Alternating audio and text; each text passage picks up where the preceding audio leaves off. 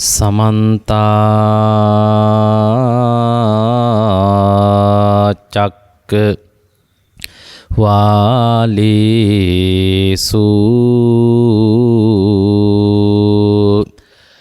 अत्रा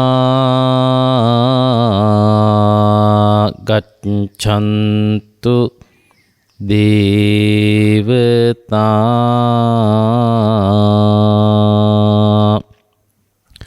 सद्दम्मं मुनिराजत्स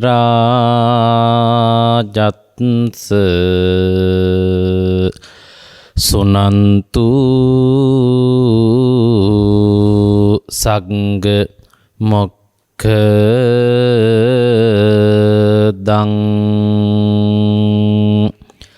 ධම්මත් සවන කාලෝ අයං භදංතා ධම්මත් සවන කාලෝ අයං භදංතා ධම්මත් සවන කාලෝ අයං බදන්තා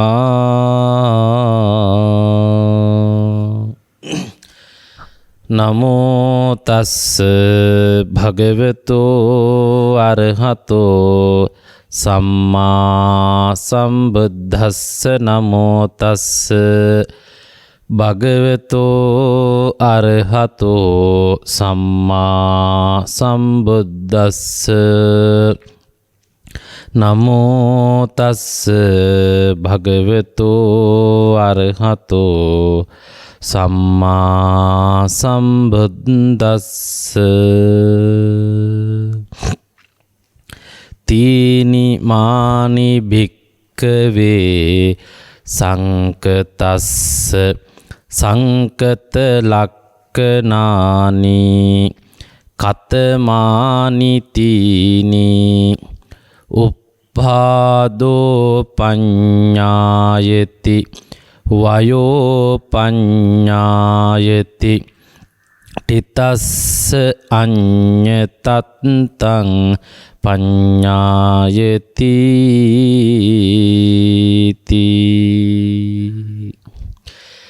සදහෙති කාරුණික පිනුතුනි අද මෙම උතුම් ධර්ම දානමේ පින්කමේ පින්බර දායකත්වය දරන්නේ අභව ප්‍රාප්ත RMNP රණවීර මැතිතුමාගේ භාර්යාව දරු මුණුබුරන් ඇතුළු පවුලේ පින්වත්තුන් විසින් මියගිය ඥාතීන්ට පින්දීම රටට ලෝකයට සැමට ආශිර්වාද කිරීම ඇතුළු අරමුණු ගණනාවක් මේ පින්කමේ අරමුණු හැටියට පින්වතුන් සිහිපත් කොට තිබෙනවා. බලාපොරොත්තු වෙන විදිහට දේශනාව අවසානයේදී විස්තරාත්මකව මේ පින්වතුන්ට පින් පමුණුවන්නට ආශිර්වාද සිද්ධ කරන්නට අපි බලාපොරොත්තු වෙනවා. පින්වතුනි මා ධර්මදේශනාවේ මාතෘකාව හැටියට දේශනා කරන්නට යෙදුණු ගාථා පාඨය මේ පින්වතුන් කිහිප විටක්ම අසා තිබෙන තරමක් ඔබේ බණ අහන පින්වතුන්ගේ ජීවිතවලට සමීප කාරණාවක් පාඨයක් තමයි මම දේශනා කරන්නට යෙදුනේ. අංගුත්තර නිකායේ තික නිපාතයේ සඳහන් වෙන මෙම ධර්ම පාඨය තුල මුළු මහත් විශ්වයේම ස්වභාවය පිළිබඳව බුදුන් වහන්සේ දේශනා කොට වදාළ සත්‍ය වූ යථාර්ථවාදී සාරාංශයක් අන්තර්ගත වෙලා තිබෙනවා. තීනිමානි භික්කවේ සංකතස්ස සංකත ලක්කනානි කතමානි තීනි උප්පාදෝ පඤ්ඤායති වයෝ පඤ්ඤායති තිතස්ස අඤ්ඤතත්තං පඤ්ඤායති කියලා බුදුහාමුදුරුවෝ මේ ලෝකයේ සංකත ධර්මයන්හි ලක්ෂණ 3ක් පෙන්눔 කරනවා පැනවිය හැකි කියලා ලෝකවාසී සත්වයාට පැහැදිලි කළා දේශනා කළා. එතකොට මේ කරුණ අපිට වැදගත් වෙන්නේ නිවන කියන උතුම් පදවිය උතුම් තත්වය හැර මුළු මහත් විශ්වයේ තිබෙන සෑම ඔබ දන්නා හෝ නොදන්නා සියලුම දේ මේ සංකත කියන වචනය ඇතුළට අන්තර්ගත නිසා. ඒතර අසංකත සංකත කියලා වචන දෙකක් තියෙනවා. සංකත ධර්ම අසංකත ධර්ම කියලා බෙදීමක් සම්බුද්ධ දේශනාවේ හඳුන්වලා දීලා තියෙනවා. එකම වූ අසංකත ධර්මය හැටියට හඳුන්වන්නේ මොකක්ද? නිර්වාණය කියන తත්වය. නිවන හැර ඊට මෙහා පැත්තේ තිබෙන මේ භෞතික ලෝකය, ආධ්‍යාත්මික ලෝකය, අභ්‍යන්තර ලෝකය, බාහිර ලෝකය, සාමාන්‍ය මිනිස්සු සඳහන් කරන විදිහට මේ සෞරග්‍රහ මණ්ඩල මේ ඔක්කොම සහිත මේ විශ්වය මේ හැම එකක්ම ඒකේ ඉන්න සියලු ජීවී ප්‍රජාවන් අජීවී වස්තුන් ඔබ මොකක් හෝ නමින් දන්න ඕනෑම දෙයක් හෝ කෙනෙක් අයිති වෙනවා සංකත ධර්ම කියන ගණයට. ඒවා ඒ නමින් හැඳින්වීමට හේතුව තමයි සකස් වූ දේ කියන තේරුමින්. යම්කිසි දෙයකින් මේවා සකස් වෙලා තියෙනවා. ඒකට ධර්ම අර්ථකථන රාශියක් තියෙනවා. හේතුඵල ධර්ම න්‍යායයට අනුව මේ විවිධ වූ සකස් වීම සිදු වෙන්නට ධාතු බලපාපු හැටි, පිටස්තරින් සාමාන්‍ය හොඳ මට්ටමට පේන ආසන්න හේතු බලපාපු හැටි, චිත්ත ස්වභාවයන් බලපාපු හැටි, මෙම විවිධ වූ කර්ම ශක්තිය, උපාදානය මේ වාගේ විවිධ හේතුන් නිසා හටගත්තා වූ යම් භෞතික හෝ වේවා අභෞතික හෝ වේවා යමක්, ජීවී හෝ වේවා අජීවී හෝ වේවා යම් කිසි දෙයක් සංකත කියන නමින් පින්නතුනි හඳුන්වන්නට පුළුවන්. ඊළඟට මීට පර්යාය පද හැටියට සමාන වචන හැටියට ධර්මයේ යෙදෙන වචන කීපයක් තියෙනවා. ඒ තමයි සංස්කාර කියන වචනය සංකත කියන වචනයට සමාන අර්ථයෙන් යෙදෙන වචනයක්. සංස්කාර ධර්ම කියලා කියන්නේ මොනවද? සකස් වෙච්ච ඒවා. සාමාන්‍යයෙන් පටිච්ච සමුප්පාදයේ උගන්වන තැන සංඛාර කියලා කියනකොට පින් සහ පව් කියන දෙක විතරක් ඇතමුණු කතා කළාට ඒක කතා කරන්න ඕන කර්මය සහ කර්මඵලය කියන දෙකම. කියන්නේ පින පව සහ පින පවට අදාළව ප්‍රතිලාභ වෙන ජීවි අජීවී භෞතික ස්වභාවයන්. එතකොට පුද්ගල භාවයන් ජීවීන්ගේ විවිධ පැවැත්මවල් සඳහා කර්මය හේතු වෙනවා. ඒ අයට බාහිර අත්දැකීම් බවට පත් වෙන අත්දැකීමට අදාළ දේවල් කර්මයට අනුව සකස් වෙනවා. එතකොට මෙහෙම බලපුවාම පින පවට අදාළව ඔබ ජීවත් වෙන පරිසරය, ඔබ ජීවත් වෙන පරිසරයේ තියෙන දේවල් මේවා අනියමින් නියාම ධර්ම අනුව සකස් වෙන්න පුළුවන්. එතකොට එහෙම බලපුවාම මේ අපි කියන කාරණාව පින්නතුනි මුළු මහත් විශ්වයේම තියෙන සියලු දේ පිළිබඳව අපේ බුදුරජාණන් වහන්සේගේ පැහැදිලි කිරීම. ඇයි දැන් මේක ශ්‍රාවක ඔබට වැදගත් වෙන්නේ? බුදුහාමුදුරුවෝ දේශනා කළා ලෝකය ගැන යම්කිසි කෙනෙක් යථා භූත ඥාණයට යථා තතු එලෙසින්ම දැන ගැනීමටපත් වෙන්නේ නැතුව ධර්ම අවබෝධය වෙන්නේ නැහැ. එහෙම නැත්නම් නිවන් දැකීම වෙන්නේ නැහැ. දුකින් මිදීම වෙන්නේ නැහැ. සසරින් මෙදිලා නිර්වාණ සමාපත්තියට නිර්වාණ තත්වයටපත් වෙන්නට නම් මුළු ලෝකෙම ගැන ඔබ දැනගන්න ඕන. මුළු ලෝකෙම ගැන දැනගැනීම කියන කාරණාවේදී එය පර්යේෂණය කිරීම සඳහා අපේ සම්බුද්ධ දේශනාවේ විශාල විද්‍යාත්මක පර්යේෂණ ප්‍රමාණයක් තියෙනවා. මේ සිරුර පිළිබඳ කරන අධ්‍යයනය, හිත පිළිබඳ කරන අධ්‍යයනය, හැඟීම් දැනීම් වන වේදනාව පිළිබඳව කරන අධ්‍යයනය, මේ සියල්ලෙහි ධර්මතා ස්වභාවිකත්වය පිළිබඳව සිද්ධ කරන අධ්‍යයනය, ධාතු මනසිකාරය වගේ මේ සියල්ල වෙත පුළුල්ව පර්යේෂණය කළ හැකි. පර්යේෂණ ආදී පර්යේෂණ මගින් බුදුන් වහන්සේ මේ ලෝකයේ අපට සොයාගන්නට ඉඩ සැලැස්සුවේ මොනවද? ඒ සියල්ල පිළිබඳව තමයි මේ ලක්ෂණ ටික බුදුහාමුදුරුවෝ දේශනා කරන්නේ. ඒතර අත වශයෙන්ම මේ ලක්ෂණ ඔබ විසින් මතක තබා ගැනීම කළ යුතුයි නෙමෙයි. මේ අධ්‍යයනය කරලා අවබෝධ කරගෙන තේරුම් ගත්ත කෙනෙකුගේ පරිණත භාවය සඳහන් වෙන ප්‍රකාශනයක්. ඔබ පර්යේෂණය කොට ඔබේ අත්දැකීම් තුළින් ඔබේ නිරීක්ෂණ තුළින් මුළු මහත් ලෝකයම මෙන්න මේ වාගේ කියලා තේරුම් ගැනීමට අවශ්‍ය වෙන අවසාන උත්තරයක් තමයි මේ එතකොට තියෙන්නේ. අවසාන උත්තරයක් තමයි මේ තියෙන්නේ. මේ පිළිබඳව අපි මෙහිදී දේශනා කළාට අපි මෙතනදී ඔබට විශේෂයෙන් සිහිපත් කරන්න ඕන. ඔබ මේ කාරණාව මෙසේ මතකයෙන් මේ කියන පැහැදිලි කිරීමෙන් මේ සම්බුද්ධ දේශනාවේ අර්ථ ගැන්වීමෙන් අසා මතක තියාගත්තාට කිසි ලෙසකින්වත් ප්‍රමාණවත් මදි. මොකටද? ඔබේ නිවනට.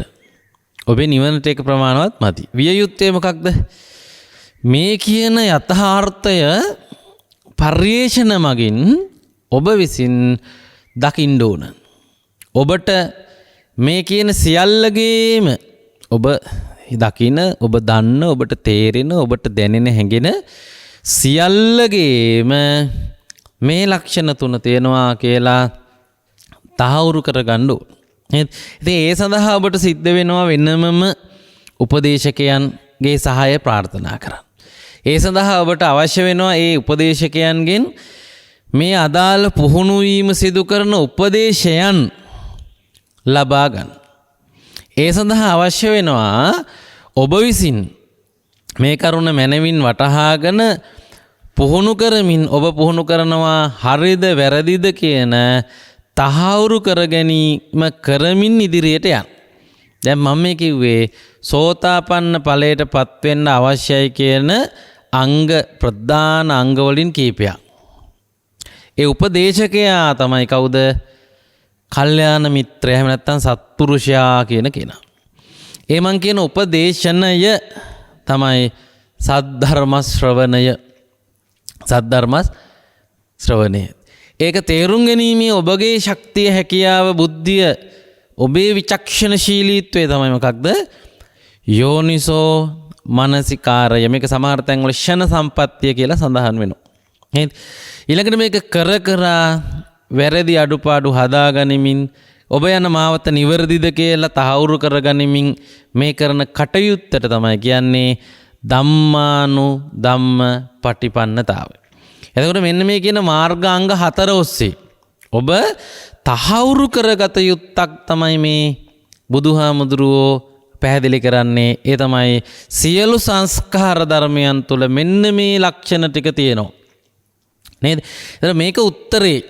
මේ උත්තරේ අපි මෙතනදී ඔබට දේශනා කළාට හොඳට මතක තියාගන්න. අපි ඔබට පැහැදිලිවම කියන දෙයක් තමයි මේ උත්තරේ මතක තියාගත්තට ඔබ නිවන් දකින්නේ නැතයි කියන එක. ඔබ ඒ උත්තරේ හදා ගන්න ඕන. ඒ උත්තරේ එන විදිහට අභ්‍යාස වඩන්න ඕන. පර්යේෂණය කරන්න ඕනනේ. ඒ පර්යේෂණ තුලින් ඔබට මේ උත්තරේ හම්බෙච්ච දවසට ඔබ මගඵල ලබනවා. මම උදාහරණයකට මතක් කරන්නම්කෝ. මාස 3ක් තිස්සේ අපේ සම්බුදු පියාණන් වහන්සේ පස්සක තවුසන්ට ධර්මයේ දේශනා කළා. ඒතර මේ ධර්මයේ දේශනා කරනකොට එක එක්කනාගේ තමන්ගේ හැකියාව මත දවසින් එක දේශනාවෙන් මගඵල ලැබපු අය ඉන්නවා. දින කිහිපයක් සාකච්ඡා කිරීම, දේශනා ශ්‍රවණය කිරීම, උදාහරණ ශ්‍රවණය කිරීම ආදී මෙහෙම පියවරෙන් පියවර එක එක්කන එක එක දක්ෂතා වලින් තමයි මේ ඉලක්කයට ඇවිත් තියෙන්නේ. එහෙනම් මේ අයගේ සියලු දෙනාගේ අවබෝධය නැත්තම් තේරුම් ගත්ත දේ පිළිබඳව කොණ්ඩඤ්ඤ ස්වාමීන් වහන්සේගේ උදාන වාක්‍යයෙන් යමක් කියවෙනවා. මොකක්ද එයා කියන්නේ? ඒ ස්වාමීන් වහන්සේ පැහැදිලි කරන්නේ යංකින්චි සමුදය ධම්මං සබ්බං තං නිරෝධ ධම්මන්ති. බුදුහාරන්ට එයාට තේරිච්ච එක කියනවා. මොකද්ද ස්වාමීනි ඔබ වහන්සේ මේ කියලා දෙන්න හදන්නේ? ඔබ වහන්සේ මේ අපිට පැහැදිලි කළේ හටගත්තා වූ සියල්ල. ඒ කියන්නේ මේ සංකාර ධර්ම. හටගත්තා වූ සියල්ල. නේ? ඒකේ තවත් කියනවා යංකින්චි සමුදය ධම්මං. කිසියම් හේතුවකින් හටගත්තා වූ සියල්ල නැසෙන සුළුයි නේද? ඒක නේද ඔබ වහන්සේ මේ කියන්නේ අපිට කියලා උන්වහන්සේ තේරුම් ගත්ත දේ කොණ්ණඤ්ඤ තවුස හැටියට ඉද්දි. එතකොට මහාන වෙලා නේ බුදුහාමුදුරන්ට උදාන වාක්‍යයක් හැටියට කියනවා. ඒ කියන්නේ මේ කියන්න හදන අපි දැන් කියන උප්පාදෝ පඤ්ඤායති, වයෝ පඤ්ඤායති, තිතස්ස අඤ්ඤතත්තං පඤ්ඤායති කියලා මේ අපි පැහැදිලි කරන සංකත ධර්මයන්ගේ පොදු ධර්මතා. එහෙම නැත්නම් සංකත ධර්මයන්ගේ තියෙන පොදු ලක්ෂණ කියන ඒවා තමයි පින්වතුනි ධර්මය අවබෝධ වෙනකොට අවබෝධ වෙලා තියෙන්නේ. තේරුම් ගිහිලා තියෙන්නේ. නේද? සාරිපුත්ත මොග්ගල්ලාන ඌ උපතිස්ස කෝලිත දෙනම එයා බොහොම විචක්ෂණශීලී අය නිසා උදාහරණ නැතුව, නිදර්ශන නැතුව, පර්යේෂණ නැතුව එයාලා ඉගැන්වීම තේරුම් ගන්නවා. කියන්නේ කටි වහා වේගවත් ධාරණ ශක්තියක්, අවබෝධ ශක්තියක් තිබිච්ච අය. බලන්න මේ ගාථාවේ මොකද තියෙන්නේ කියලා. යේ ධම්මා හේතුප්පබවා තේසං හේතු තථාගතෝ ආහ. එක කරුණක් තමයි යම් දෙයක්, යම් ධර්මයක් හේතුන්ගෙන් හටගන්නවාද ඒ හේතුව ගැන බුදුහාමුදුරුවෝ කියනවා. තේසංචයෝ නිරෝධෝ ඒ වාගේ නිරුද්ධ වීමක් ඇද්ද? ඒවං වාදි මහා සමනෝ. අන්න ඒ පිළිබඳවත් මේ ස්වාමීන් වහන්සේ කියනවා කියලා මේ උපතිස්ස කෝලිතට සංජය අස්සජී මහරහතන් වහන්සේ. අස්සජී මහරහතන් වහන්සේ ඉදිරිපත් කරන්නේ සමස්ත සම්බුද්ධ ශාසනයේම සාරාංශයනේ. ඔබ ඒ කතාව දන්නව නේද? ගමනක් යන ගමන් මගදී හමු වෙන උපතිස්ස කෝලිත සංසුන් ඉඳුරන් දැකලා, ඇවිදින විදිහ දැකලා, හැරෙන විදිහ දැකලා මේ ස්වාමීන් වහන්සේට කියනවා ඔබ වහන්සේගේ ගුරුවරයා කවුද අපිට ධර්මයේ දේශනා කරන්න. ස්වාමීන් වහන්සේ කියනවා මේ මම වෙන වැඩකට යන ගමන් මම අලුත් පැවිද්දෙක් ඊටත් මේ දේ දේශනා කරන්න මට හැකියාවක් නැහැ. ඔබ ගිහින් අහවල් තැන ඉන්නවා බුදු පියාණන් වහන්සේ මුණ ගැහෙන්න කියලා. බුදුරජාණන් වහන්සේ හමු වෙන්න කියලා කියනවා. එතකොට මේ උපතිස්ස කෝලිත දෙන්නට හදිස්සියකට කියනවා ගොඩක් කිව්වේ නැතුවට කමක් නෑ. ඔබ තේරුම් ගත්ත දේ කෙටියෙන් සාරාංශයක් විදිහට මට කියන්න කියලා. එතකොට තමයි ගාතාව කියන්නේ. ඒ කියන්නේ සම්බුද්ධ දේශනාවේ මගඵලලාභියෙක් රහතුන් වහන්සේ නමක් අවබෝධ කරගත්ත සියලුම දේ අන්තර්ගත ගාතාවක් තමයි ඔය ගාතාව. නේද? එතකොට ඒ ගාතාවේ කියන්නේත් මේ අපි අද කියන්නට උත්සාහ කරන කරුණමයි. මොකක්ද? සංකත ධර්මයන් අනිත්‍යතාවයෙන් යුක්තයි. එහෙම නැත්නම් අනිත්‍යතාවයේ වචන දෙකකින් හෝ තුනකින් කිව්වොත් ඒ තමයි ඒකට හටගැන්මක් තියෙනවා, විනාශයක් තියෙනවා. හටගැන්මත් විනාශයත් අතර පරිවර්තනයක් තියෙනවා. දැන් මේ වචන තුනේ තේරුම එහෙමයි. උප්පාදෝ පඤ්ඤායති ඒ කියන්නේ ආරම්භයක් තියෙනවා. වයෝ පඤ්ඤායති විනාශයක් තියෙනවා. නැතිවීමක් තියෙනවා. තිතස්ස පැවැත්ම කියන අවස්ථාවේදී අඤ්ඤ තත්තං පඤ්ඤායති විපරිණාම ස්වરૂපයක් වෙනස් වන ස්වરૂපයක් අන්‍ය අර්ථ තත්වයන්ට පත්වීමක් මේ ඕනම එකක පෙන්눔 කරන්න පුළුවන් කියලා. එතකොට ඒක කෙටියෙන් කියන වචනේ තමයි මොකක්ද? අනිත්‍යතාවය. ඒක කෙටියෙන් පැහැදිලි කරන තනි පදයකින් පැහැදිලි කරන වචන තුනේම අර්ථය තනි පදයකින් පැහැදිලි කරන වචනේ තමයි පින්නදුනේ මොකක්ද? අනිත්‍යතාවය. නේද? දැන් කෙසා ගෞතමී රහත් උනේ මොකක් තේරුම් අරගෙනද? ගයක් ගාන යමින් මේ ගෙදර මැරිච්ච නැති කෙනෙක් ඉන්නවාද කියලා හොයද්දි හම්බෙච්ච තොරතුරින් ඒ පර්යේෂණයෙන් ඒ දත්ත එකතු කිරීමෙන් නේද? ඒ ගවේෂණයෙන් එතුමිය මොකද්ද සොයාගත්තේ? මේකමයි. මොකද්ද? ඉපදිච්ච සියලු දෙනාම මැරෙනව නේද කියලා. මොකද්ද? අනිත්‍යතාවය. අනිත්‍යතාවය නේ. චොල්ලපන්තක හාමුදුරුවෝ රහත් වුණා. ප්‍රසිද්ධ සිද්ධියක් නිරීක්ෂණය කරලා අර රෙදි කෑල්ල දිහා බලාගෙන කෙලිටි නොවේවා කියලා හිතමින් පිරිමදිද්දී කෙලිටි වෙනවා දැක්කා. නේ? එතකොට මෙයා බැලුවා කරා වැරදිද හිතුවා වැරදිද ඔක්කොම හරි. එහෙනම් මෙහෙම උනේ ඇයි? මේ තමයි හැටි කියලා යා තේරුම් ගන්නව මොකක්ද? අනිත්‍යතාවය. මෙහෙම පින්නතුනි රාහුල පොඩි හාමුදුරුවෝ රාහුල තරුණ හාමුදුරුවෝ බවට පත් වෙලා රහත් වෙද්දී රාහුල පොඩි හාමුදුරුවෝ අවුරුදු 7 දී සෝතාපන්න වෙලා අවුරුදු 20 දී විතර රහත් වුණ බව තමයි සූත්‍රවල තියෙන්නේ. අතන මේ කියන අවස්ථාවේදීත් බුදුහාමුදුරුවෝ රාහුල වාද සූත්‍රයේදී රාහුල ස්වාමීන් වහන්සේ සමග අහන්නේ රාහුල චක්කුං නිච්ඡං වා අනිච්ඡං මේ ඇස නිට්ටයද අනිත්‍යද? එයා තේරුම් ගත්ත එකෙන් කියනවා අනිච්ඡං බන්තේ කියලා. නේ? ඊළඟට මේ රූපය නිට්ටයද අනිත්‍යද? චක්කු විඥානය නිට්ටයද අනිත්‍යද? මේ හාමුදුරුවෝ කියනවා අනිත්‍යයි ස්වාමීනි. නේද? ඒ කියන්නේ එතකොට මේ පරිශේෂණ වලින් අපට තේරුම් ගන්න තියෙන මොකක්ද? සියලු සංස්කාර ධර්මයන්ගේ යථාර්ථය. සියලු සංස්කාර ධර්මයන්ගේ යථාර්ථය. යමෙක් ඒ යථාර්ථය තමාගේ අධ්‍යයනයකින් තමාගේ පර්යේෂණයකින් නේද?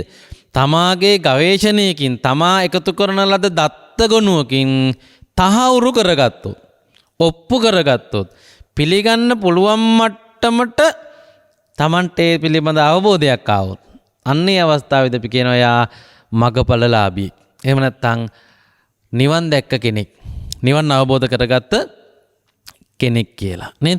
එතකොට මතක තියාගන්න ඒ නිසා මේ අද පැහැදිලි කරන්නට හදන කාරණාව ධර්මයේ සොයන්නෙකුට නිවන් ගවේෂණය කරන්නෙකුට ඉතාමත්ම වැදගත් කාරණාවක්. මොකද ඔබ අහලා තියෙන ප්‍රසිද්ධ සුවිශේෂී ගාථාවකත් මේ අපි කියන සංකාර කියන වචනෙත් එක්ක මේ කියන කරුණු ටික තියෙනවා. සබ්බේ සංකාරා අනිච්චාති යදා පඤ්ඤාය පස්සති අත නිබ්බින්දති දුක්ඛේ සමග්ගෝ විසුද්ධියා කියලා. මොකද තේරුම? මේ සියලු සංස්කාර ධර්මයෝ අනිත්‍යයයි කියලා අනිච්චාති අනිච්ච ඉති කියන එක අනිත්‍යයයි කියලා යදා පඤ්ඤාය පස්සති වැදගත්ම කාරණා වචනේ තමයි ඒක. මොකද්ද? යමෙක් සිහි නුවණින් ප්‍රඥාව කියන එකට මේකට අර්ථ දක්වන්නේ සිහියෙන් සහ නුවණින්. ඒ කියන්නේ පර්යේෂණාත්මක තහවුරු කර ගැනීමකින් දකීද එයා දුකෙන් මිදීමත් නිවන් මගෙහි ආරම්භයත් නැත්නම් නිවන් මගට පත්වීමත් කියන දෙක ඒ කියන තේරුම් ගැනීමෙන් පත් වෙනවා. නේද? එතකොට මේකේ දෙවෙනි පියවර තුන්වෙනි පියවර ඊළඟට තියෙනවා සබ්බේ සංඛාරා දුක්ඛාති සබ්බේ ධම්මා අනාත්තාති කියලා. නේද? මොකද යම් තැනක අනිත්‍ය ගැන කතා කළොත් යං නිච්ඡං තං දුක්ඛං එතන හිස් බවක් එහෙම නැත්නම් දැන් දුක විස්තර කරන්නේ කයේ කියලා. විනාශ ස්වභාවයට පත්වීම නිසා හිස් බවක්, තේරුමක් නැතිකමක්, අර්ථයක් නැතිකමක්, බලාපොරොත්තු වන මොනවාත්ම ඒකේ ඇත්ත වශයෙන්ම නොමැති බවක් නිසා එහි තිබෙන දුක්ඛ ලක්ෂණය. දුක්ඛ ලක්ෂණයෙන් එය යුක්තයි කියන එක. කියන්නේ ඒක අනිත්‍ය නිසා මට දුකයි කියන එක නෙමෙයි. ඒක වෙනස් වෙන හින්දා ඒකෙ මුකුත් සැප කියලා එකක් ගන්න දෙයක් නෑ. ඒක දුක විතරක් ගන්න පුළුවන් එකක්. මොකද්ද දුක කියන්නේ? කයේ ක්ෂය වීම අර්ථයෙන්, හිස් කියන අර්ථයෙන්, මොනවත්ම ගත හැක්කක් එහි නොමැති අර්ථයෙන් එහි දුක්ඛ ලක්ෂණය තියෙනවා කියන එක. ඊළඟට කියනවා යන් දුක්ඛං තදනත්තා. යමක් දුක නම් ඒකේ පැහැදිලි වෙන කරුණ තමයි එහි ආත්මීය බවක් නැහැ කියන. මොකද ඔබට යමක් ඔබට ඕන විදිහට කරන්න පුළුවන්කම තිබ්බා නම් ඔබ දෙකක් ඒකට වෙන්න දෙන්නේ නැහැ.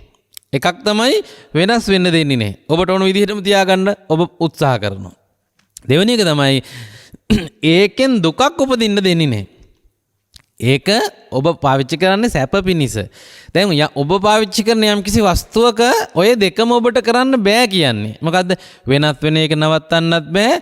එහි තිබෙන අර්ථ ශූන්‍යතාවය, අගයෙන් ශූන්‍ය බව, ඒකේ තියෙන හිස් බව ඔබට පුරවන්නත් බෑ. ඒකේ තේරුම ඒකේ පාලනය ඔබ සතුව නෑ කියන එක. ඒකට කියනවා අනාත්මතාවය. එතකොට මේ කාරණා සියල්ල යමෙක් විනතුනි ඊටාම පැහැදිලිව පර්යේෂණාත්මකව හඳුනාගත්තොත් අන්න එයා මේ ලෝකයේ ධර්මය අවබෝධ කරගත්ත උත්තමයන් වහන්සේ නමක්, මගඵලලාභීත්වයට පත්තුණු කෙනෙක් බවට පත් වෙනවා කියලා කියනවා. නේද? ඒ නිසා මේ අදට අදාළ මාතෘකාව අපිට ඊටාම වැදගත් එකක්. නේද? හැබැයි ඒක වැදගත් වෙන්නේ කොහොමද කියන එක තමයි මම මේ මතක් කළේ. තමා තුළින් එය දැකීමට පත්වීමෙන්. ඒ සඳහා උපදෙස් අවශ්‍යයි. ඒ සඳහා ඔබට හිතිච්ච එක කරලා බෑ. මොකද මේ ලෝකයේ මේ යථා ධර්මයේ හෙළිකර ගැනීම සඳහා ක්‍රමයක් දේශනා කිරීම තමයි කියන්නේ සම්බුදු හාමුදුරුවන්ගේ දේශනා පැවැත්වීම කියලා.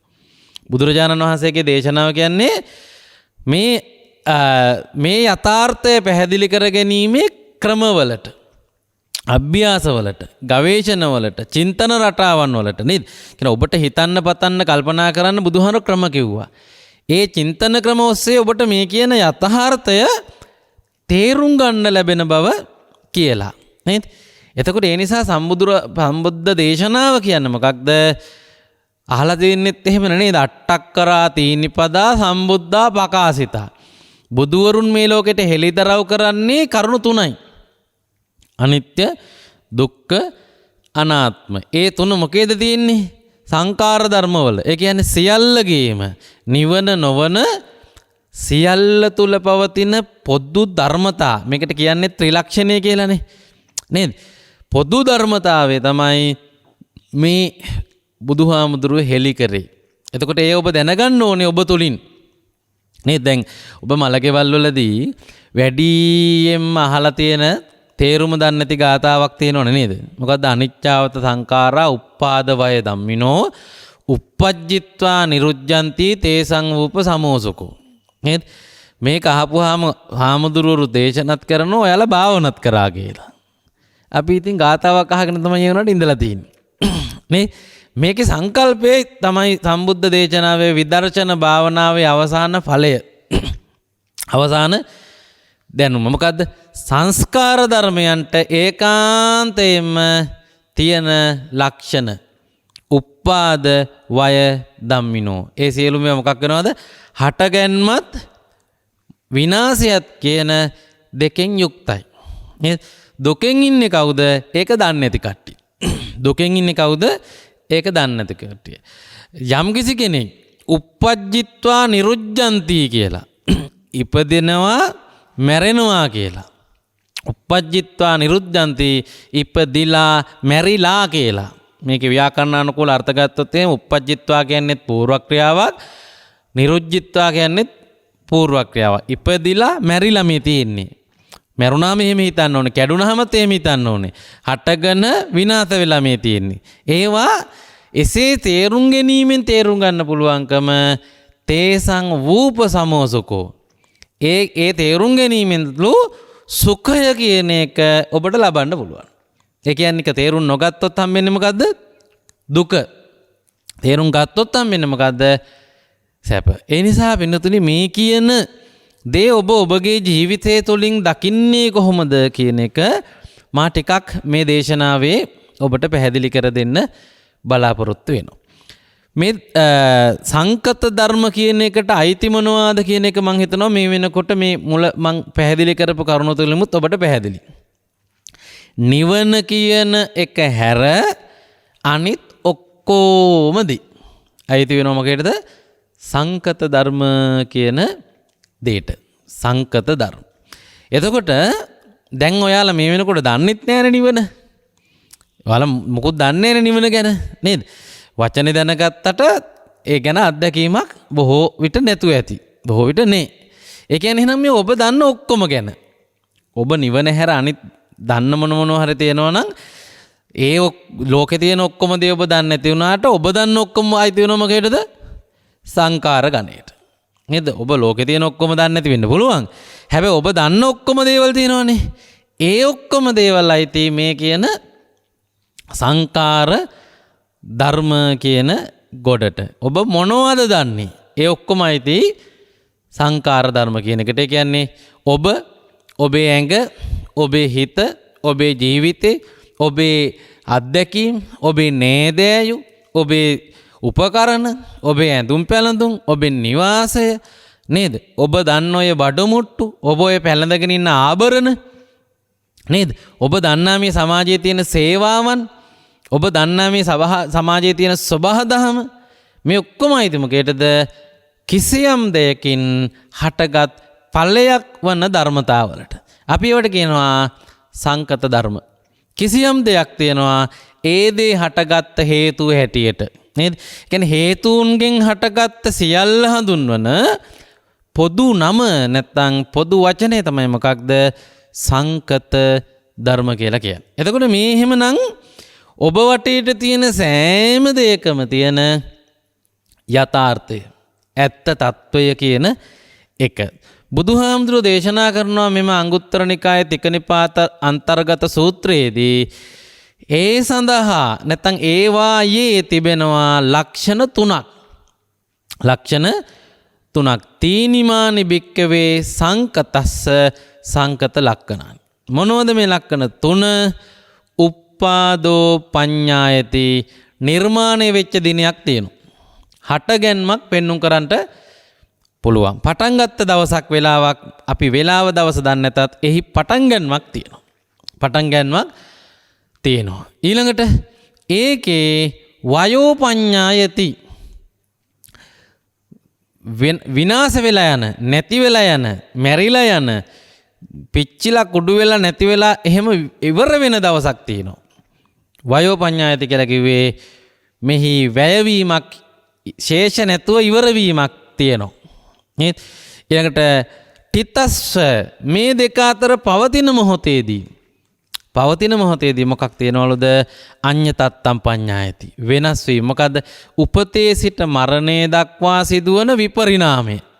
අන්න ඒක පණවන්ට පෙන්눔 කරන්න පුළුවන්ලු. දැන් අපි බලමු ඇත්තද කියලා. දැන් ඔබගේ ජීවිතය ගැන හිතන්න. දැන් ඔබ දන්නා ඔබගේ වැඩිහිටි අයගේ ජීවිතය ගැන හිතන්නකො. මැරිච්ච අයගේ ඉඳලම මේ කියන අය කවදා හෝ ඉපදුනා නේද? කවදා හෝ හටගත්තා නේද? දැන් ඇතමුන් හටගත්තා අයයි හිතන්නේ කුසෙන් එළියට පැමිණි දිනය. නමුත් ධර්මයට අනුව මෙහි හටගැන්ම පළමු ප්‍රතිසන්දි චිත්ත වූ අවස්ථාව. එවිට භෞතිකමය වූ කයක් ඇත්තේත් නැහැ. ශුක්‍ර ධාතුව, ඩිම්බය කියන දෙක එකතු වෙලා ජීවයක් හට ගැනීමට යුක්ත අණුවක් වන යුක්තාණුව කියලා අපි හඳුන්වන අවස්ථාව තමයි මේ කයේ මොකක්ද? ආරම්භය. නේද? ඔහොම කයවල් ලැබපු අය කවදා හෝ මැරුණා නේද? දැන් කිතාගෞතමගේ පරීක්ෂණේ තියෙන්නේ කිසිවෙක් නොමල නිවසක් නැහැ. හැම ගෙදරකම කවුරු හරි කෙනෙක් මැරිලා තියෙනවා. ඒ කියන්නේ දැනට ඉන්න කණ්ඩායම මේ හිටියට ඒ අයත් මොනවා වෙනවද? මැරෙනවා. නේද? කියන්නේ uppattiya sahevedang maranang ආගතං සදා. ඉපදිච්ච හැම කෙනෙක්ටම උරුම කරගත්ත තත්වයක් තමයි මොකද්ද? මරණය. උපන්නා ඒව හැම එකකම අවසානයේ විනාශය. උපන්නා වූ හැම එකකම කෙලවර මරණය කියන සාධකය. දැන් එහෙම ඒවා දැක්ක නේද ඔබ? මේ ඉපදිච්ච අය එක්ක තරුණ කාලේ මැරුණා. එක්ක බඩේදීම මැරුණා. එක්ක ළමා කාලේ මැරුණා. එක්ක අවුරුදු 50 60 70 මැරුණා. එක්ක 100 105 160 හරි ඉඳලා මැරෙනව නේද? නේද? දැන් බක්කුල හාමුදුරුව ගැන කියනකොට 160ක ආයුෂ තිබිච්ච කෙනෙක් හැටියට අපි අහලා තියෙනවා. නේද? ඒ 160 දී හරි මිය ගියානේ. ඒ කියන්නේ මේ ඉපදිච්ච හැම එකකම අනිවාර්යෙන් අපිට අවස්ථාවක් තියෙනවා. මොකක්ද? විනාශය. ඔන්න අපි ජීවිතය ගැන නැත්තම් මිනිසා සත්වයාගේ ජීවිතය ගැන බලනකොට මේ ඒක අයිති වෙනවා සංකාර කියන එකට. එහි තියෙනවද මේ ලක්ෂණ 3 කියලායි අපි මේ බලන්නේ. ඔව් උපතක් තියෙනවා, විනාශයක් තියෙනවා. තිතස්ස. දැන් ඔය අතර කාලයට කියනවා අපි තිතිය කියලා. ධර්මයේ ඊට වඩා විස්තරාත්මකවත් මේක කියනවා. ඊටාම කුඩා කාලයක් තුල මේ කියන අවස්ථා දෙක තුනම තියෙනවා කියලා. හට ගන්නවා, මිය යනවා, ඒ අතරදී වෙනස් වෙනවා කියලා. එතකොට අපි මේක ලොකුවට තේරෙන මට්ටමට ගත්තොත් එහෙම දශමයක් තරම් කුඩාවට බිහි වෙච්ච මුල් ඇඟ අඩි 6ක් 5ක් විතර ලොකු ඇඟක් හැටියට හැදිලා මැරිලා යනවා කියන වෙලාව එනකන්, අවසන් හුස්ම හෙලනවා කියන වෙලාව වෙනකන් මැදදී හැමදාම පින්නතුනි උනේ මොකද්ද? මේ කියන අඤ්ඤතත්තම් පඤ්ඤායති කියලා කියන්න පුළුවන් එකට අදාළ දෙන්නේ. මොකද වෙනස් වුණා. අවුව වැස්සට මුහුණ දීලා ඒක බලපාලා වෙනස් වුණා. ඔබ ගන්න ආහාර පාන ඒවට අදාළව මේක වෙනස් වුණා. ඔබේ කර්ම ශක්තිය, ඔබේ චිත්ත හැඟීම් ඒවට අනුව මේ ශරීරයේ හැඩය, මහත, උස, බර ඔක්කොම වෙනස් වුණා. නේද? පාට විවිධ ඒවා වෙනස් වුණා. නේද? ඔබ උදේ කාපු එක හවස් වෙනකොට දිරලා ඉවරයි කියන්නේ ඇතුලේ කොච්චර විශාල වෙනස් වීම් ටිකක් මේ ඇඟ ඇතුලේ වෙලාද? ඒ ආවේව ඇඟේ ලේ වලට එකතු වෙනවා. ඒ ලේ ඇඟේ මේ හැම කෑල්ලටම එකතු වෙනවා. මෙහෙම වෙමින් යනකොට දැන් මේ වෙනස් වෙලා තමයි. නේද? ඒ හින්දා තමයි සැහැල්ලුවෙන් හිටපු අපි මහන්සි කියන්නේ. පිපාසයෙන් හිටපු අපි පිපාසය හොඳයි කියන්නේ. සාමාන්‍ය විදියට හිටපු අපි පිපාසිතයි කියන්නේ. නේද? බඩගිනි නැතුව හිටපු අපි බඩගිනි කියන්නේ. නේ? දාඩිය නැතුව හිටපු අපි දාඩියයි කියන්නේ. නේද? ලෙඩ නැතුව හිටපු අපි ලෙඩ කියලා කියන්නේ. නේද? ඒ කියන්නේ පින්නතුනි හරි. ඇඟවල් එහෙම නැත්නම් ජීවි ශරීර සංකත ධර්මයක්. ඒ සංකත ධර්මයේ මේ ලක්ෂණ 3 තියෙනවා. මොකද්ද? හටගැන්මක් තියෙනවා, වෙනස් වීමක් තියෙනවා, විනාශයක් තියෙනවා. මේක කොච්චර අපිට දර්ශනීය වෙන මට්ටමින් ඔහොම වුණාට මේක පැහැදිලි කරන්නේ රූපය පෙන පිඩක් වගේ කියලානේ. ධර්මයේ කියනවා පේන පින්ඩූපමං රූපං. මේ රූපය පෙන පිඩක් වගේලු. ඔබ දැකලා තියෙනව නේද පෙන ඉස්තර ඔබ දැක්කේ වක්කඩවල. ඒ කියන්නේ මොනවා හරි ජල තලයකට ටිකක් ඉහළ ඉඳලා වතුර වැටෙනකොට ඒ වැටෙන වතුර ඇතුලේ තමයි පෙන හැදෙන්නේ. දැන් වක්කඩ දකින්න නැතුව ඇතිනේ. හැබැයි වොෂින් මැෂින් එක දකින්නව නේද? ඒකේ තියෙනවා ඔයාලා වතුරයි මේ හොදන කුඩුයි දාලා ටැප් එක අරපුවාම මේ පෙන හටගැන්ම. දැන් ඕක හරි දැකලා තියෙනවනේ අපේ දරුවෝ තරුණ අය නේද? මේ පෙන බැලුමට ඈතට ඔය මොකුත් වෙනස්කම් හොයාගන්න බෑ. විමර්ශනය කරේ නැති වුණොත් තියෙන්නේ දිග්ගටම උඩට පිපිච්ච පෙන තියනවා වගේ. හැබැයි හොයලා බැලුවොත් එහෙම පේනවා බින්න වතුර වැටෙනකොට යටින් උප්පාදෝ පඤ්ඤායති. මොකද්ද? හටගැන්ම කියන එක පේනෙන්න තියෙනවා. නේද? හොඳට කිට්ටු වෙලා බලපුවාම උඩ පුපුරනෝ. උඩ හැම තැනින්ම තැනින් තැන පුපුරනවා. මොකද්ද? වයෝපඤ්ඤායති. විනාශය මේක පෙන්වන්න පුළුවන් ඈතට පෙනුන්නේ නේ. ඔය නිකන් කල්පනාවෙන් බැලුවේ නැතුණාම පෙනුන්නේ. හැබැයි බලනකොට පේනවා. හොඳට අධ්‍යයනය කළොත් හටගන්න පොඩි බුබුල පෙන පිට ලොකු වෙලා හැදිලා තමයි උඩදී පුපුරන්නේ. ඒතර මැදදී මොකක් වෙනවද? චූටි එක ලොකු වෙනවා, තැලෙනවා, සමහර ඒවා ලොකු වෙනවා, සමහර ඒවා පොඩිවට මේනවා නේ. මේ මොකක්ද? අඤ්ඤ තත්තම් පඤ්ඤායති. මේක වෙනස් වීම වලට ලත් වෙන. ඒකට බලපානවා තව වටේට තියෙන පෙන, මේ වෙලාවේ උඩින් වැටෙන වතුර වල ස්වභාවය, වටේට තියෙන අවුවේ ස්වභාවය වගේ ගොඩක් හේතු බලපානවා. කොහොම හරි මේ පෙන තමයි උපමා කරන්නේ සියලු භෞතික රූපවලට. සියලුම භෞතික රූපවලට අපේ ඇඟත් එහෙමයි.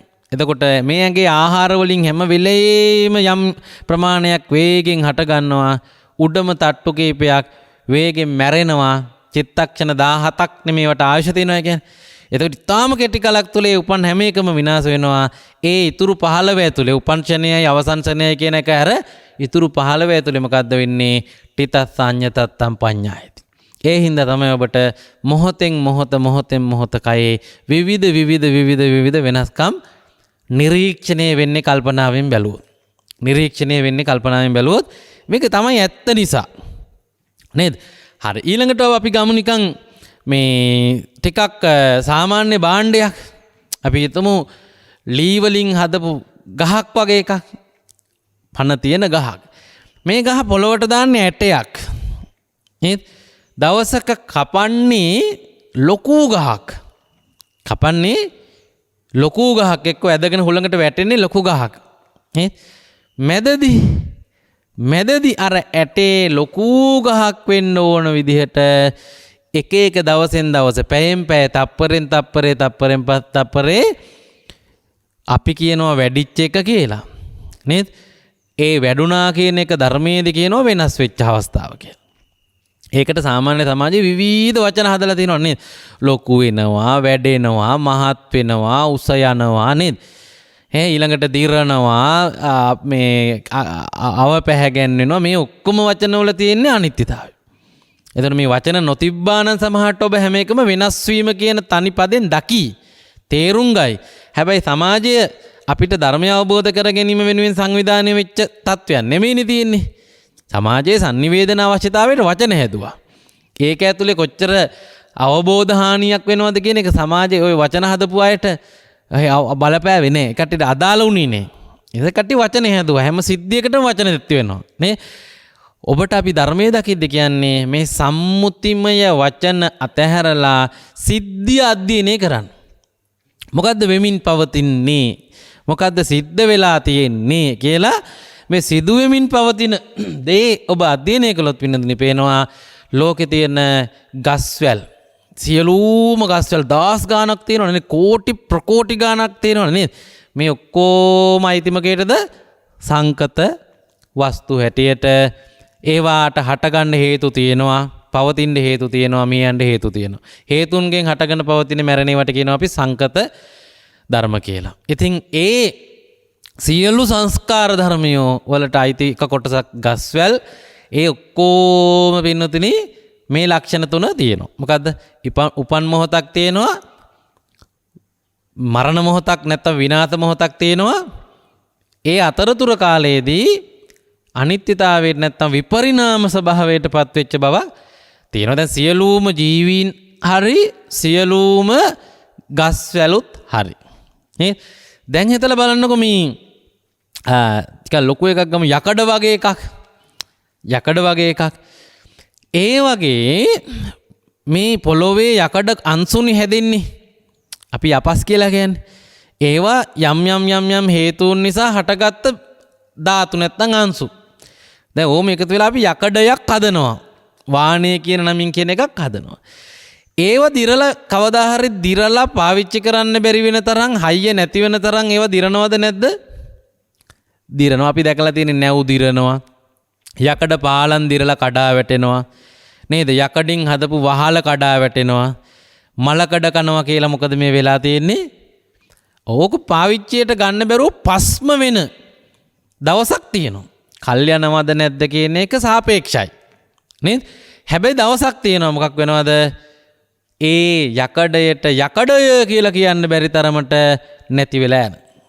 ඒ යකඩයට යකඩය කියන වචනේ කියන්න බැරි තරම් ඒකේ යකඩ ගතිය විනාශ වෙලා යන. මැදදී උනේ මොකද්ද? හුලගෙන් ආව ජල වාෂ්ප නිසා, පොළොවෙන් ආව ජල වාෂ්ප නිසා, නේද? මේකට බලපාපු අවුව වැස්ස වගේ දේවල් නිසා, උෂ්ණ සීත වගේ ස්වභාවයන් නිසා, නේද? මේකේට දැන් විවිධ විදිහේ කරන ලද ආලේපන වර්ග නිසා මේක වෙනස් වීමට භාජනය වුණා. ඔයාලා එකට වෙන වචන කියනවා. මලකඩ කෑවා, දිරුවා, එදිමුණා, නේද? ඇම්බරුණා, එක එක නම් කියනවා. හැබැයි මේ ඔක්කොම වෙනත් සම්මුති නම් වලින් හඟවා තිබෙන්නේ මොන යථාර්ථයේද? වෙනස් වෙනවා කියලා සිදුවෙමින් පවතින විශ්වීය ධර්මතාවය. භාෂාවට පුළුවන් වුණා ඒක අපේ ඔළුවෙන් අයින් කරලා වෙන වචන ටිකකින් මේ සිද්ධි තේරුම් ගන්න. මොකද අපි අවිද්‍යාවෙන් මේ කටයුතු ගවේෂණය කරන නිසා, අධ්‍යයනය කරන නිසා. භාෂාවේ තියෙන වචන අපි වැළඳගත්තම, පිළිගත්තම, ඔව් කියලා හිතපුවාම, ඒ ඇත්ත කියලා හිතපුවාම අපිට නිරීක්ෂණයේදී සත්‍ය හෙළිදරව් වෙන්නේ නැති වෙන්න අපිව අන්ධ වෙනවා. ඒ වෙලා තියෙන දැනට ඔබට එහෙම එකක් නේද? දැන් මේ විදිහට ඔබ ගත්තොත් එහෙම ඔබගේ හිත කොහොම එකක්ද කියලා. ඔබගේ හිත කොහොම එකක්ද කියලා ගත්තොත් එහෙම පින්නතුනි, එය විටින් විට විවිධ වෙන එකක්. නේද? අරමුණ එන අරමුණට අනුව හැඟීම් වෙනස් වෙන එකක්. එන අරමුණට අනුව පිරිසුදු අපිරිසුදුතාවය වෙනස් වෙන එකක්. නේද? මම සාමාන්‍ය ආයත දැනෙන විදිහට කියන්නේ. සිත පිළිබඳ විදර්ශනා භාවනා වඩන කෙනෙකුට ඊ타ම ෂණයක් තුල මේ හිතේ වෙනස්කම් සිද්ධ වෙන චෛතසික ක්‍රියාකාරීත්වය ගැන හිතන්න පුළුවන්. එහෙම දන්න අය ඇති ඒකට එහෙම හිතන්න. නේ මේ චෛතසික ඉපදිලා අතුරුදහන් වෙනකන් වේගවත් ක්‍රියාවලියක් සිද්ධ වෙනවා. ඒ අරමුණ දැන ගැනීමේ කෘත්‍ය වෙනුවෙන්. එකකින් අඳුන ගන්නවා, තව එකකින් සංඥා දානවා, තව එකකින් තර්ක කරනවා, තව එකකින් පෝෂණය කරනවා. මේ වගේ විශාල ක්‍රියාවලියක් එක අරමුණක් දැන ගැනීමේ කාර්යයේදී වැඩ කරනවා. එතකොට උපන්නා වූ හිත විනාශ වෙලා යනවා. ඒ විනාශ වීම දක්වා අභ්‍යන්තරයේ වෙනස් වීම වෙනවා. ඒ වෙනස් වීමනේ පටිච්ච සමුප්පාද වෙ තියෙන්නේ නේද? සලආයතන පච්චයා පස්සෝ, පස්ස පච්චයා වේදනා, වේදනා පච්චයා තණ්හා, තණ්හා පච්චයා උපාදානං, උපාදාන පච්චයා භවෝ කියන තැනට එනකන් තියෙන මේ ඔබට අරමුණක් දැනීමේ කාර්ය වෙන චිත්ත වීතියක් කියලා අභිධර්මයේදී කියන අරමුණක් දැනීම් ක්‍රියාවලිය ඒ එක වැඩක් ඇතුළේදීමත් විසිද්ධ වෙන වෙනස්කම.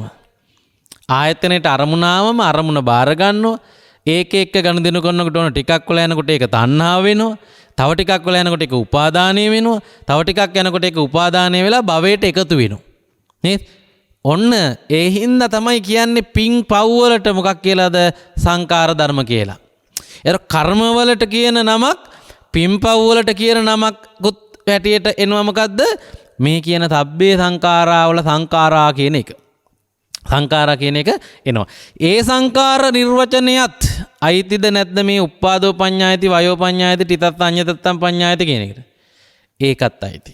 හිතේ උපතක් තියෙනවා, වෙනස් වීමක් තියෙනවා. ඒ හිතේ නිරුද්ධ වීමක් පෙන්눔 කරන්න පුළුවන්. ඊළඟට දැන් වේදනා කියන එක ගත්තොත් එහෙම. ඒ කියන්නේ මොකද්ද? ඔය අරමුණු නිසා අපිට ඇතිවන හැඟීම. අරමුණු නිසා ඒක තර්ක කරපු විදිහට, අපි ඒක විතර්කණය කරපු විදිහට, අපි ඒක සමග සංඥා යෙදූ විදිහට අනුව ආව හැඟීම් ෆීලිං එක තමයි වින්දනය. මේ වින්දනය උපමා කරන්නේ මොකේද? දිය බුබුලකට. වේදනා බුබ්බුලූපමා කියලා. වේදනා බුබ්බුලූපමා දිය බුබුලකට. දිය බුබුලු ඔබ දැක ඇති. කොහෙද තියෙන්නේ? තල ජල පුෂ්ඨයකට ජලය බින්දු බින්දු වැටෙනකොට. දැන් පෙන හටගන්නේ දිගටම වැඩෙනකොට. නේද? දිය බුබුලු හටගන්නේ බින්දු බින්දු බින්දු බින්දු වැටෙනකොට. එතකොට පින්නතුනි සිද්ධ වෙන එක යථාර්ථවාදීව විද්‍යාත්මකව බැලුවොත් මෙන්න මේ වගේ එකක් වෙන්නේ. උඩින් වැටෙන වතුර බින්දුව හින්දා වතුර දෙබෑ කරගෙන හුලනුත් එක්ක හිලක් හැදෙනවා වතුරේ. හිලක් හැදෙනවා වතුරේ. ඒ හුලන් ටික උඩට එන්නේ ඉස්සරලා වතුරේ උඩ හරියෙන් වතුර එකතු වෙනවා. දැන් ඇතුලේ තියෙනවා හුලම් බෝලයක්. ඇතුලේ තියෙනවා හුලම් බෝලයක්. කොයි එකද මේ වතුර දෙබෑ කරගන්නකොට ඒ වතුර අස්සට වායුගෝලයෙන් ඇතුලට ගියපු හුලන් ටික. ඒක වතුරට වඩා බරෙන් අඩු එකක් හින්දා මොකද වෙන්නේ? වතුර උඩට උස්සගෙන මේ හුලන් ටික ආපහු උඩට පනිනවා. එතකොට ජල සිවියක් එක්ක හුලම් බෝලයක් තමයි මෙතන තියෙන්නේ. හැබැයි ඕකට දාපු නම මොකද්ද? දිය බුබුල කියලා. නමේ හුලං කෑල්ලක් ඇත්තෙම නේ. හැබැයි ওই බුබුලේ වැඩිම තියෙන මොකද්ද? හුලං. ජල සිවියක් සහිත හුලම් බෝලයකට තමයි කියන්නේ මොකද්ද? දිය බුබුලක් කියලා සම්මුතියේදී. එතකොට ඒක දකින්න අය හිතන්නේ ඒ දිය බුබුලේ සම්පූර්ණයෙන්ම තියෙන මොනවා කියලාද? වතුර කියලා. ඒ වතුර බොන්න පුළුවන්. ඒ වතුර අර අනිත් වතුර වගේම ගෑවෙන, දිය වෙන යම් යම් දේවල් එකතු කරන්න අලවන්න ආදී යොදා ගන්න පුළුවන්.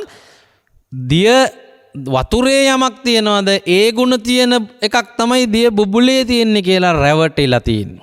නේද? හැබැයි එතන තියෙන්නේ ජල සෙවියක් එක්ක හුලං බෝලයක් ඇතුලේ මොකුත් නැහැ.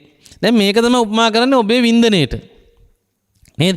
පිටින් ආව අරමුණට ඔබ යෙදූ සංඥා කියන අර සිවිය හින්දා ඔබ කරපු තර්ක විතර්ක කියන ඒ මනෝභාවයන් නිසා ඒවට සාපේක්ෂව හටගත් දුකක් හෝ සැපක් තමයි ඔබේ වින්දනය කියලා තියෙන්නේ.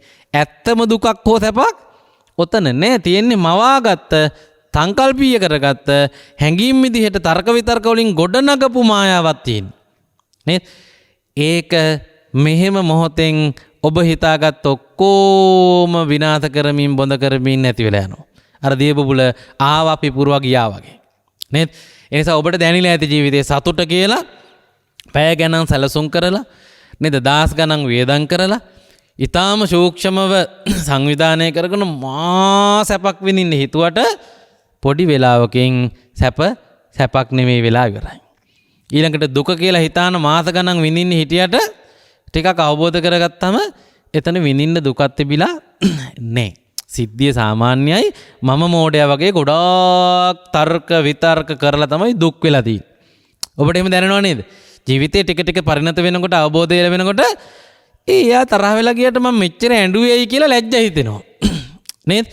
ඒ ස්වභාවිකව මැරෙන එක මැරුණම ඇයි මට මේ කඳුළු ආවේ කියලා පරිණත වෙනකොට නිකන් අවුල් වගේ ලැජ්ජයි වගේ. ඇයි?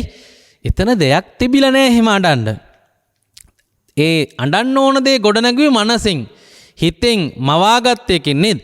අන්න ඒ බලපුවාම පින්නතුනේ කියන්නේ මේ හැඟීම කියලා කියන එකේ හටගැන්මක් තියෙනවා, විනාශයක් තියෙනවා, මැද මොකුත් නැති වෙනස් වෙන ස්වභාවයට අදාළ ඒ අපේ වින්දන පරිවර්තනය වෙනවනේ. දැන් ඔබ දැකලා තියෙනව නේද අනන්තවත් මේ සමාජ නිදර්ශන ආදරේ වෛරයක් වූ යාළුකම ආදරයක් වූ මේ මොනවාද? මේ වින්දනවල පරිවර්තන තමයි. නේද? යාළුකම ආදරයක් වෙනවා, ආදරේ වෛරයක් වෙනවා නේද? තමන් උදව් කරලා ගොඩනගෙන යාළුවාගේ දියුණුවට තමන් ආයෙ ඉරිසියා කරනවා. නේ? තමන් උදව් කළා යා අපි බිස්නස් එකේ සේවකයෝ අපිට හිටියා ස්වාමියෙක් අපි වැඩ කරලා එයා පෝසත් වුණාට පස්සේ අපි ආපහු එයාට ඉරිසියා කරලා හැඟීම් වෙනස් වෙලා නේද? ඒ කියන්නේ හැඟීම කියලා කියන්නේ මේ වේදනා කියලා කියන එකට යටතේ තියෙන විකාශන අවස්ථාවක්නේ. ඒකටත් පෙන්නතුනි සංකත සංකාර ධර්ම කියන නම යොදන්න පුළුවන්. ඒ විතරක් නෙමෙයි ඒකෙත් මේ උපත විනාශය ඒවා අතර සිදුවන විපරිණාම ධර්මය කියන එක තියෙනවා. දැන් මේ මං කියන විදිහට ගත්තම ඔබ මේ වෙනකොට දන්නා බොහෝ දේ මෙතෙන්ට අයිති. මොනවද? සියලු ජීවීන් ගැන අපි කතා කළා. ජීවීන් තුල උප්පාදෝ පඤ්ඤායති, වයෝ පඤ්ඤායති, අඤ්ඤතත්තම් පඤ්ඤායති කියන තුන තියෙනවා. සියලු ශාඛා අපි ගත්තා. ඒකෙත් මේවා තියෙනවා. ඊළඟට අපි භෞතික භාණ්ඩ අපි උදාහරණයට ගත්තේ ලීයක් යකඩයක් වගේ එකක්. නේද? ඒවා දි รา පත් වෙනවා. ඒවා මලකඩ කනවා. ඒවා ශක්තියෙන් අඩු වැඩි වෙනවා. වර්ණයෙන් විවර්ණ වෙනවා නේ. මේ තමයි ඒ භෞතිකමය සාධක. ඒ යටතේ ඔබ දන්න සියලු බඩු ගන්න. ඔබේ වාහනේ, ඔබේ මාලය, ඔබේ ඔරලෝසුව, ඔබේ තෙරෙප්පු දෙක, ඔබ අඳින ඇඳුම් පැළඳුම් නේද? මේ සියල්ල ඔබ අරගන්න. මට මේ ඔක්කොම මේ වෙලාවේ කියන්න බෑ. මම නිදර්ශන කියනවා. නිදර්ශන ඇසුරෙන් ඔබ ඔබේ දැනුම විකාශනය කර ගන්න ඕන. එහෙන් බලපුවාම පින්නතුනේ ප්ලාස්ටිකුත් යකඩත් නේද? අපි මේ දන්නා මොන දේ ගාලා පරිස්සම් කරන්න හදන උපකරණයත් අපිට පරිස්සම් කරන්න බෑ. ඒවා දි รา පත් වෙනවා. ඒවා නැති වෙලා යනවා. ඒවා පාවිච්චි කරන්න බැරුව අයින් කරන්න වෙන දවසක් එනවා. නේද? වාහනයටත් එහෙම දවසක් එනවා. ඇඟටත් එහෙම දවසක් එනවා. නේද? බඩුවලටත් එහෙම දවසක් එනවා. මේ කැමරාවටත් එහෙම දවසක් එනවා. නේ? මේ මේසෙට, පුටුවට, කෝප්පෙට, ඔරලෝසුවටත් එහෙම දවසක් එනවා. නේද? ලෝකයේ සංකත ධර්ම ගණයට වැටෙනේවට මේ කියන ලක්ෂණ තුනෙන් තොර ජීවිතයක් ගත කරන්න, පැවැත්මක් පවත්වාගෙන යන්න පින්නතුනි පුළුවන්කමක් ඇත්තේ නෑ. ඒක තමයි ඇත්ත. නේ? දැන් මේකට ගන්න සබහාදහමේ තව දේවල් දැන් මම සාක විතරක් ගත්තේ. කාලගුණය කියන එක මේ කියන ලක්ෂණ තුනට අයිතිද? ඒක සංකත ධර්මයක් නේ. කාලගුණය කියන එක හැදෙන්නේ පරිසර උෂ්ණත්වය, ඒකේ තියෙන ජල වාෂ්ප, ඒකේ තියෙන හුළං, මේ වගේ ගොඩාක් දේ බලපාලා. නේ? ඔන්න හිටපු ගමන් වහිනෝ. හිටපු ගමන් පායනවා. හිටපු ගමන් වහින්න වගේ ඇවිල්ලා හොඳටම පායනවා. හිටපු ගමන් පායන්න වගේ පෙනිලා හොඳටම වහිනවා. මේ දවස්වල ඔයාලට මේ කියන කාලගුණය කියන එක ගැන කියන්නෙම අපි වෙනස් වෙනවා කියන එකට දෙන ප්‍රධාන උපමාවක් වගේ. නේද? දැන් සමහරුන් දැන් හිත කියන එක හරි වේගෙන් වෙනස් වෙනවනේ. ඒකෙත් ඉතින් සමාජ සම්මතයක් තියෙනවා මේ පිරිමි හිත් වලට වඩා වේගෙන් ගැහැණු අයගේ හිත් වෙනස් වෙනවා කියලා. මේ සමහර රටවල් වල තියෙන්නේ මේ ගැහැණු අයගේ සිත හරියට කාලගුණය වගේ කියලා. ඒකේ තේරුම වේගයෙන් ඉක්මනින් අවස්ථානුරූපීව වෙනස් වෙනවා කියලා. ඒක අපි මේ ගැහැණු අයගේ හිත කියලා අයින් කළා හිත කියලා ගත්තොත් එහෙම කාගෙත් හිත එහෙම තමයි. නේද? ඒ වගේ දැන් මේ ගත්තොත් එහෙම වැස්ස කොයි වගේ එකක්ද කියලා ගත්තොත් එහෙම වැස්ස ධාරානිපාත වෙන්නේ. වැස්ස සාමාන්‍ය වෙන්නේ. වැස්ස පින්නක් විතරක් වෙන්නේ. වැස්ස කියන්නේත් වෙනස් වෙන වස්තුවක් නිසා. නේ? පොළොව දැන් ඔබ දකින්න නේද? පොළොව වැස්සම පොඟනවා. අවුවට වේලෙනවා. නේද? සමහර විට ගොඩාක් වැස්සම නාය යනවා. නේද? සමහර විට පොළොව දිය වෙනවා.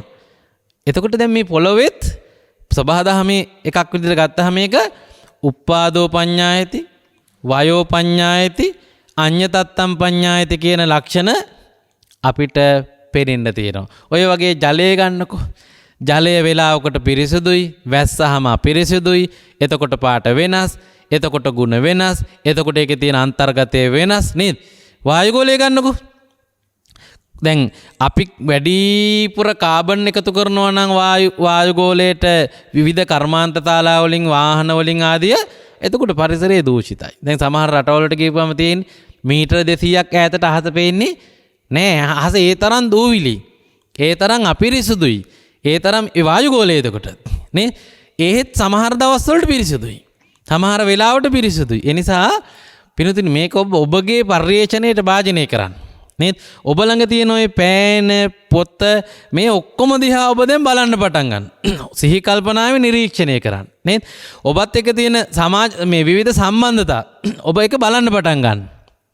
මොකද මේ කියන උප්පාදෝ පඤ්ඤායති, වයෝ පඤ්ඤායති, තිතස්ස අඤ්ඤතත්තම් පඤ්ඤායති කියන ලක්ෂණ තුනම ඔබ යදා පඤ්ඤාය පස්සති උනොත්, සිහි නුවණින් යම් දිනක දැක්කොත් තමයි එය නිවන් මග, ඒසමග්ගෝ විසුද්ධියා අත නිබ්බින්දති දුක්ඛේ, දුකෙන් මිදීම, නිවන් දැකීමට ඒ ඥානෙපත් වෙන්නේ.